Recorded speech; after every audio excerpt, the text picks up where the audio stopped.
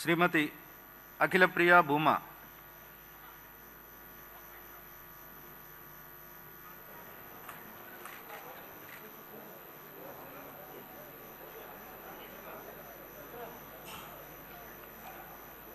భూమా అఖిలప్రియారెడ్డి అనే నేను శాసనసభ సభ్యురాలుగా ఎన్నికైనందున శాసనం ద్వారా నిర్మితమైన భారత రాజ్యాంగం పట్ల నిజమైన విశ్వాసం విధేయత చూపుతానని, భారతదేశ సార్వభౌమాధికారాన్ని సమగ్రతను కాపాడుతానని, నేను స్వీకరించబోయే కర్తవ్యాన్ని శ్రద్ధశక్తులతో నిర్వహిస్తానని దైవసాక్షిగా ప్రమాణం చేస్తున్నాను.